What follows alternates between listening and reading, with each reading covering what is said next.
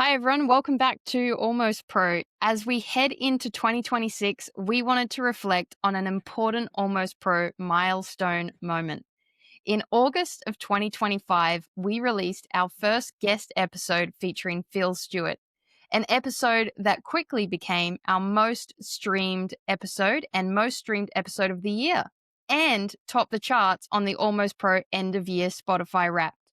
Phil's story, The Rise and Fall of a Gymnast, wasn't just a story of medals or moments on the podium, though he had plenty of those.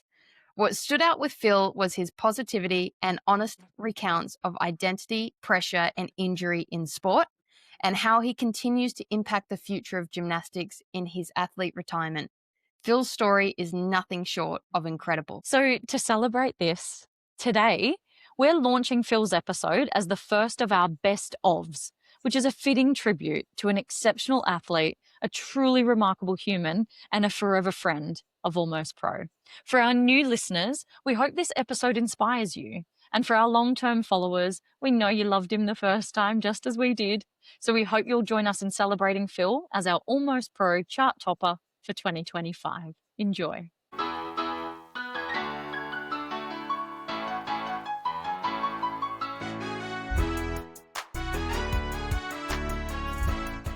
Welcome to Almost Pro, the sport podcast delivering you the untold stories from athletes who almost made it and the experts that guided them.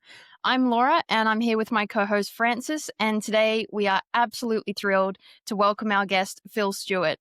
Phil's gymnastics journey began at just 5 years old, and by 14, he joined the Victorian Men's High Performance Centre. From there, he earned a sporting scholarship to the Victorian College of Arts Secondary School, training an incredible 30 hours a week. At 19, a serious trampoline accident left Phil with a broken neck, but instead of ending his career, it became a turning point. He fought his way back, making his international debut at 21, and became the first Victorian gymnast to land a highly difficult dismount in competition. Phil went on to compete on the international stage until the age of 26, and today he's the high performance coordinator at the State Gymnastics Centre in Prahran, Victoria. Phil's story is one of resilience, comeback victories, and proving your worth amongst the best. Phil, hello and welcome. We are so stoked to have you here today. What an incredible list of accomplishments. And I know Francis and I have literally been counting down the hours for this chat. Hello, ladies. Thank you very much for having me. Really appreciate it. It's great to be here. Hey, Phil, there are so many layers to your story that Laura's just introduced. And as you well and truly have worked out now, Almost Pro is about pulling it all apart. And so we want to hear all your pieces. But probably the best way to get us started is if you can take us right back to the start. Little Phil, what was your introduction to sport? What started all of your journey? Yeah, absolutely. I think as you touched on, I started gymnastics at the age of 5 years old. I have a mum who's heavily involved in sports psychology, and I've had a father who used to work for the IOC, so quite a heavy sporting family. And I was this little kid who was jumping around the house, jumping off the stairs, and mum goes, "That's it, I need to get some energy out of you. Let's put you in gymnastics," because she had a client who was a gymnast. And then both my parents were actual runners quite professionally. So dad was a steeplechase runner, mum was a hurdler, and coincidentally, my sort of mid-range best event is 800 meters. So it's funny how genetics works in that way. But yeah, my parents were very cautious of putting me into athletics too young to avoid me from burning out. And so they're like, let's get him in gymnastics and then he can make the decision later on in life. But as it turns out, I never left gymnastics. So yeah, started at 5, small club in Mordialloc, close to where I lived. Very much recreationally, just enjoyed the foundations of the sport and so much it brings in terms of chasing skills and early development. So I really enjoyed that. Later on in life, I would say around about 9 or 10, I started getting a little bit more serious, started getting a bit more competitive. I then moved to a different club in Brighton where I trained for a couple of years. And then followed by that, I moved into a club in Dandenong called Grips International. And then I followed that journey again, making friendships along the way, learning the landscape, and then eventually was invited to have a trial at the Men's High Performance Centre in Prahran. And that was the club that I stayed with for the rest of my sporting career, effectively. but it was a very enjoyable experience. I wasn't sure if I was going to get in or if I was capable enough. I had a teammate who had just successfully entered and encouraged me to try as well. And it ended up being the best decision I ever made, because those are the friends that I have still to this day, catch up regularly. And it was the sport that really created a foundation for my love for gymnastics and love for giving back to the next generation of emerging athletes. Love it, Phil. I love it. Interesting, those sliding doors moments. Do you ever think about what life on a track might have been like? Look, I definitely have an appreciation for running, and I do love getting out there and just putting some music on and going for a run. But look, I don't envy just ultimately just putting in lots and lots of Ks. And I look at my parents and their knees are a little bit sore. I'm like, oh, look, I think I've gotten out of that one. But at the same time, I also broke my neck in the sport. So yeah, things happen, things happen. I mean, if you're going to weigh up the odds, a long-term knee Exactly. injury or a broken neck, I'm not even sure I'm going to choose. I don't even know where my Exactly. vote That's right. lands. Hey, do you That's right. remember those early days of going in to a gymnastics center as a little boy? Absolutely. I certainly do. And I think it was good that it wasn't that high performance setting too early. I know a lot of clubs do sort of push for that high performance stream, and that's great if you get athletes who really enjoy the sport and can stick it out that whole distance, because it's a lifelong sport and it's a long journey really, in terms of it's a 20 years just to get to that pinnacle potential. But I really enjoyed the enjoyment of it, the game side of things, chasing, as I said, chasing skills. It's one of those sports where there's always that next tier, there's always that next ceiling that you can achieve, because people are creating new skill. Again, like I said, it takes a long time to develop these fine motor skills to be able to achieve these skills.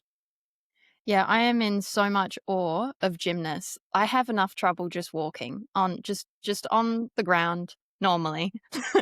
Then when I see gymnasts like yourself, and I just think this is just beyond incredible. It must take so much time and focus to develop these skills to be able to learn, these amazing feats, really. Mm. So I guess I'm curious, how does training change from when you start to when you are doing high performance? What does a sort of a typical week look like? Yeah, sure. If it helps as well, I'm always tripping over my feet still, so don't feel like you're the only one in that boat there. Don't stress. But you're right. It's a sport where you develop a lot of body awareness quite young. And I've always said that it's a sport where you can almost walk into any other sport and be relatively good at it. And it's hard for anyone to walk into gymnastics and be good at it. It's got so many difficult elements to it in terms of body awareness.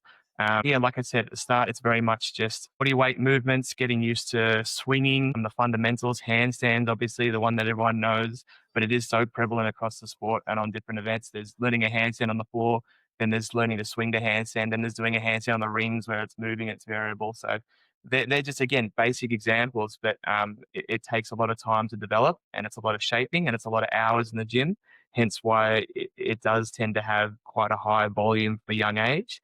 But it's about managing that as well and understanding. It's hard to do as an athlete when you're in the moment, but it's important that your coaches and your parents recognize that they are needing to balance the school load, the training load, and making sure that athletes aren't burning out too soon. But I was lucky where my parents were very conscious of this, and they were always asking questions and ensuring I was very much enjoying the sport. And I would always say, yes, 100%, this is where I want to be, this is what I want to do. So yeah, I just have very, very fond memories of being a young athlete.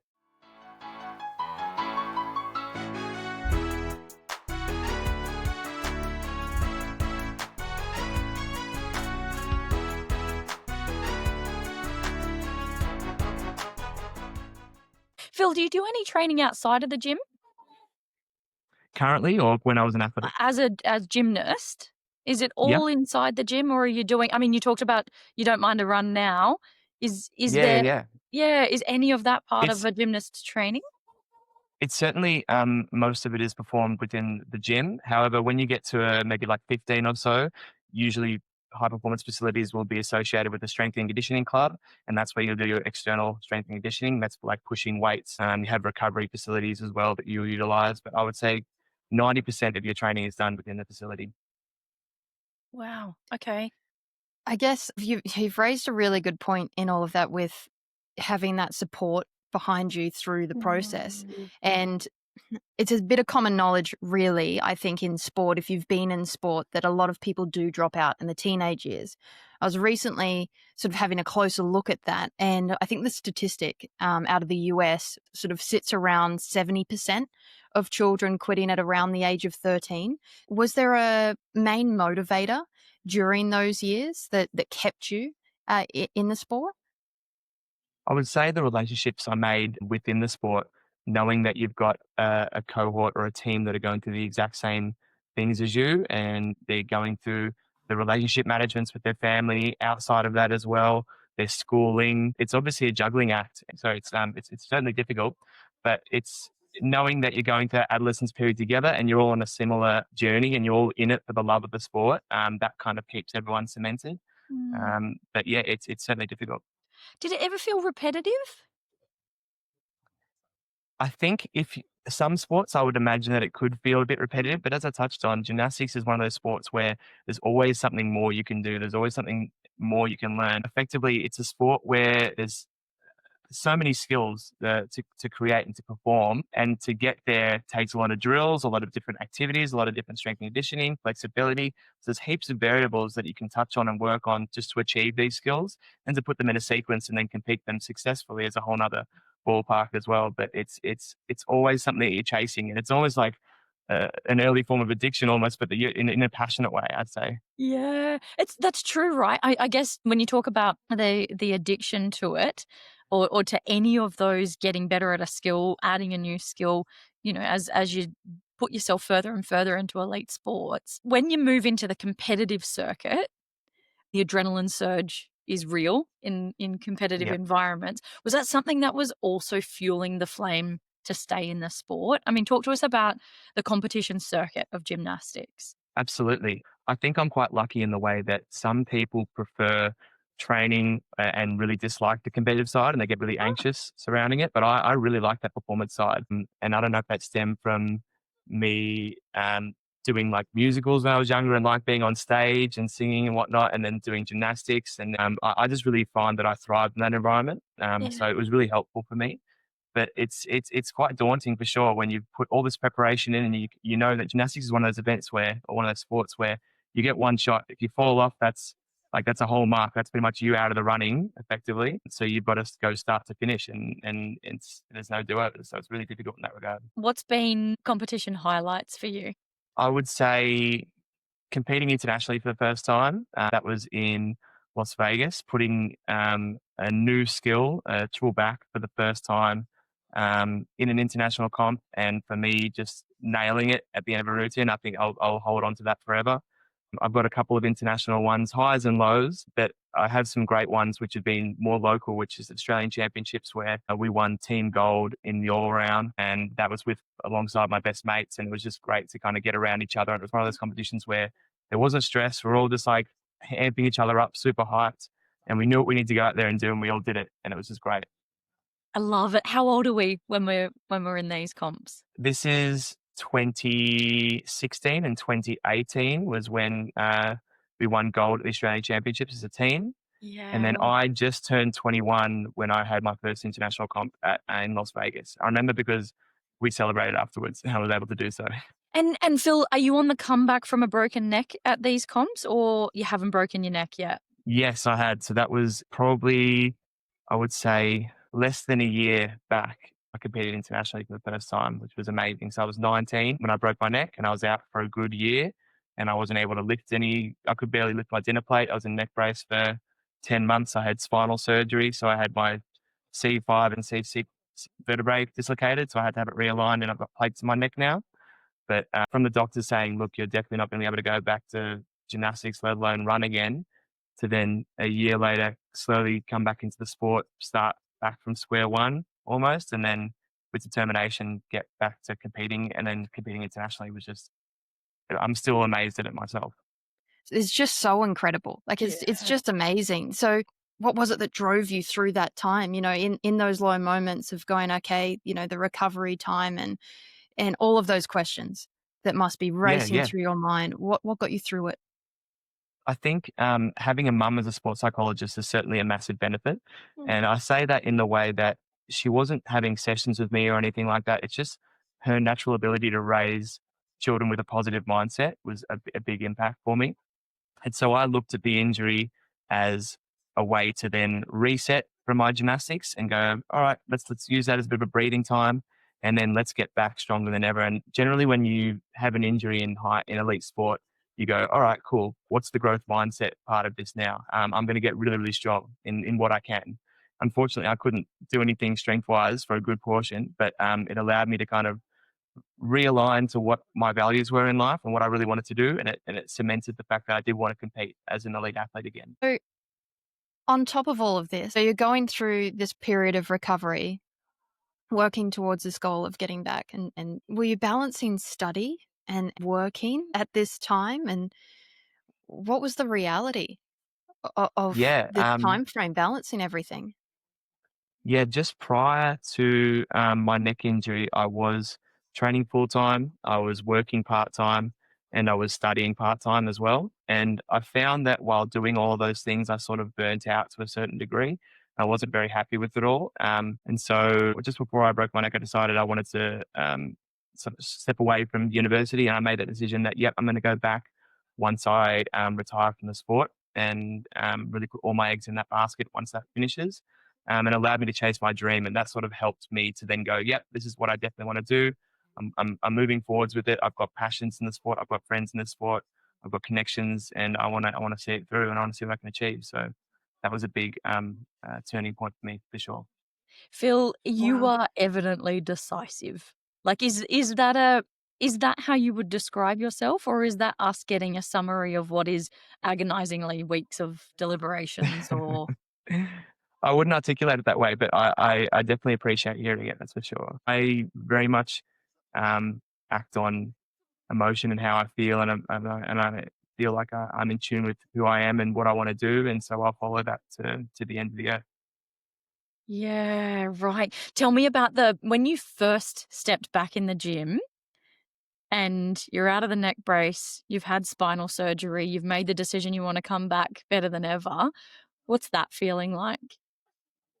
It felt right, honestly. Oh, It felt that my teammates all got around me. They knew it was a big building back experience for me. I have one really fond memory where each weekend we do this thing called a sticking competition, and we go on the trampoline and we do certain skills, and you had to stick it all the way through. And you became like the winner of the week that week by doing the least amount of falls or sticking it perfectly. And it was quite recent after I returned that I ended up winning the sticking comp, and I was just like, whoa, like I'm actually like I'm not only coming back, but I'm actually able to be at a level that I think is capable and amongst my teammates as well. So that was a how shining moment too. good. Do you know what I find interesting in the things you've talked about is I see gymnastics as quite an individual sport, and everything you've said is contra to that. Absolutely. It really is. It's individual in the way that you take accountability for your own training and you work within your own parameters. But especially when it comes to doing a team event where, each of your teammates is counting on you to add to the team score at the end, that's where the real like passion comes in, and that's where everyone recognizes what their roles are. But again, like it's inevitable that when you train 30 hours a week with mates that you go through adolescence together, that there's going to be an output of just respect and compassion with each other and wanting to see each other thrive. So good. I think for me, what's coming through very clearly is the mental strength that you have. And a lot of players, they say whichever percentage ratio you want to go with there, but, a lot of it is mental strength. And it's very clear that you have so much mental strength through this comeback time. What I am curious about from an athlete perspective is how long did it take to regain trust in what you're doing? So trust in your body, trust that you could perform these skills, perform these tasks, and trust in your Yeah. body. Yeah, I was very conscious going into it that I didn't want this injury to define me, and I wanted to get back on the horse, so to speak. I think I had a healthy amount of caution, recognizing that this is a difficult sport, anything can happen at any moment, but also not letting that put a ceiling on what my achievements could be as well. So I did everything in a safe manner. Gymnastics is one of those sports where it's very, very progressive. So it's very easy to see where your pathway and what your goals are and track how you're doing. But I think that definitely helps. knowing that I wanted to go all in. Phil, you said I didn't want this injury to define me. You know, as an athlete, right, injuries are pretty well inevitable. I mean, it wouldn't have been the only injury you endured during your gymnastics career, I'm sure, though by Yeah, far the most significant. But I think we can all recognize that injury gets in our way. But it truly reaches a point, I think, for athletes where injury can become defining yeah, and it can get in the way and it can stop us from doing, you know, what we thought the next step was going to be for us. And I got to tell you that a broken neck at 19 with spinal surgery, yeah, yeah, yeah. um, uh, I reckon at 19, you've been in the sport for 14 years. I reckon there'd be plenty of people who would have said, that's probably time. Yeah, yeah, absolutely. And I'm not saying that I'm better than anyone as well in any instance, because I have friends or I know people who've done the exact same injury as me, and they weren't as fortunate. And it's hard for me to go, yeah, look, like I'm successful in this way or not successful in this way. Like I just was a guy who was fortunate in the cards that I was dealt, and that I had the capacity and the mental and physical ability to want to come back. So that makes a big difference. But I recognize that everyone's just doing the best they can with the cards they're dealt in that instance. Do you know how many people say I'm fortunate because I broke my neck? I'll give you the answer. I'd say probably close to zero. That it is Yeah. just your mindset's phenomenal, Phil. I feel like you're the person that everyone wants to spend time with just to see if it's contagious. And, you know, and I think, you know, More than happy to help. studies show that it is. I imagine you've been a heck of an asset to your teammates. What was your role in the team? You know, when your squads would travel, where did you fit? Yeah, look, I was definitely an all-round gymnast, which means that I competed on all six events. So you got floor, pommel horse, rings, vault, parallel bars, and high bar. I wasn't anywhere near as good as a lot of my teammates. They were fantastic, but I certainly brought my part to the team in terms of being able to be a steady competitor. But also, I feel like my value was really in getting around the team and encouraging the team and being passionate and showing my leadership in those sorts of ways. So I like to think I was valued in that way. I don't doubt it for a second, Phil.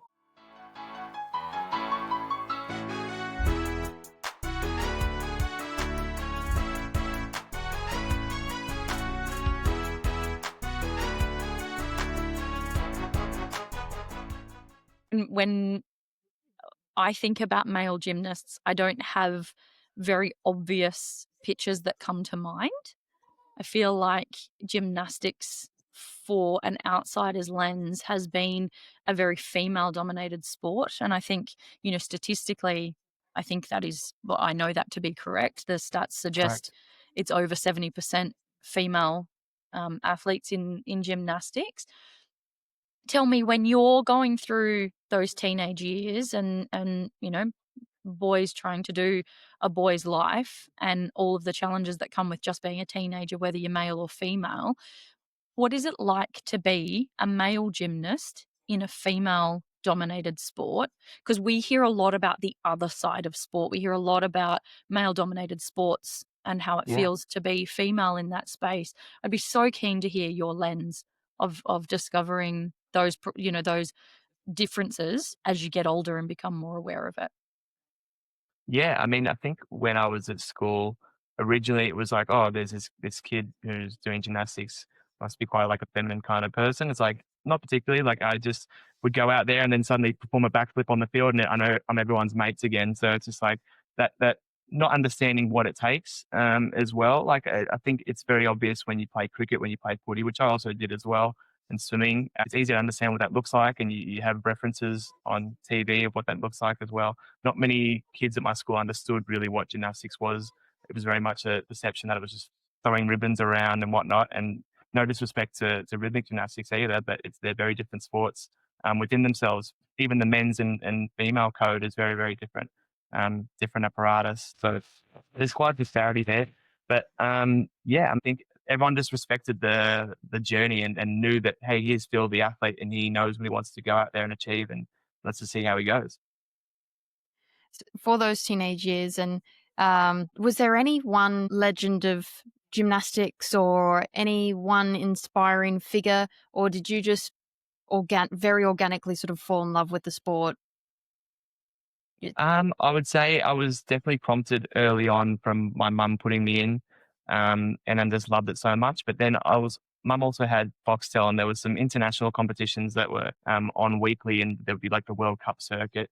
And I had a big respect for Marian Dregulescu, who's a recently retired athlete. Has some fantastic vaulting skills, and he was someone that I always looked up to and would follow. There were some amazing Japanese gymnasts as well. Just their twisting mechanics and their form was phenomenal. Kohei Uchimura is another one who's more recent, and probably obviously everyone looks up to Simone Biles as the queen of women's gymnastics, but there's always someone in the next generation pushing the sport to that next boundary. I think when you look in the early 80s, it was very much like light, petite, small gymnasts, particularly in the female side, who were just really perfect in what they did.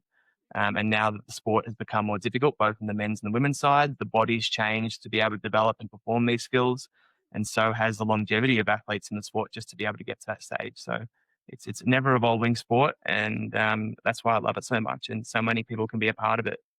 When you retire, um, first tell me how you knew it was time Yeah. to retire.